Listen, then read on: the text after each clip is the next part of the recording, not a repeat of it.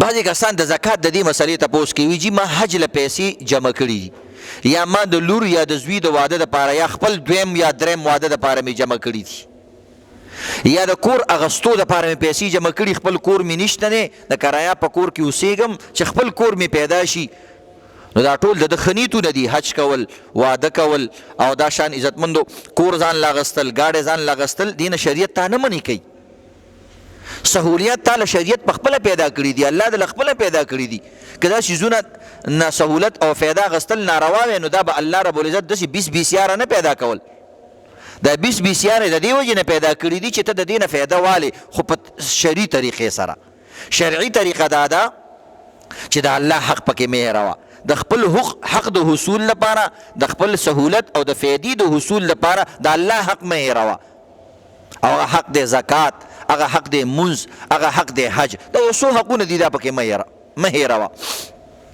نو موږ وایو عزتمندو چې کوم انسان د حج دپاره پیسې جمع کړي دي، نو چې په کومه میاشت کې د باندې زکات راځي، که د هغې نه مخکې د حج دپاره دا پیسې جمع کړي او د حج کار یې باقاعده وشو، نو په دې پیسو باندې بیا زکات نشته.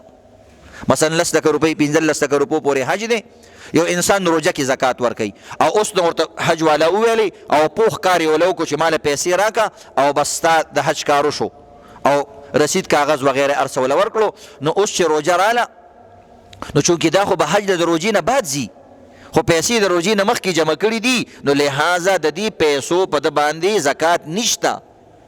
دا الله زمونږ د خوشحالۍ خیال ساتي، وایي زه ته پکې چکرې لګوه او بیت الله ته ځه او مدینې ته ځه او سیل سپاټي پکې کوه او موږ هم دنه خوشحاله او ستا سیل به مو شي. لږ د دې دوکان نه وځه، دنیا څو قنجه د ځان خبر که.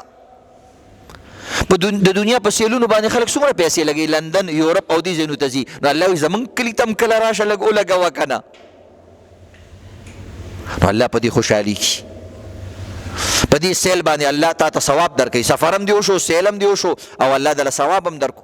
البته که داسې چلو شو چې سرکاري داخله دې کړې ده او هلته دې داخله راونه وته، نو بیا به د دې پیسو زکات ورکې، ځکه دا پیسې خو تا سره پاتې شوي. او بعضې عالمان ویلي چې کومې پیسې درته واپس کوي حکومت، د هغې زکات ورکه خیر دی. چې کومې دنه ایسارۍ او مخکې د داخله کړې هغې نشته، یا د بچي د واده دپاره د مخکې نه سودا واغسته، نو بس دغه سودا د باندې نشته پیسې، یا کور دی اغستی دی ایډوانس دی پکې ورکو او لا پیسې دی پوره کړي نه دي، نو به دا کومې پیسې چې دی ورکړي د دې زکات د باندې نشته. نو دې طریقې سره عزتمندو بعضې کسانو سره پیسې پرتې وي، نو په دې باندې زکات وي او بعض صورتونو کې زکات نه وي، نو د دې خیال ساتل پکار دي.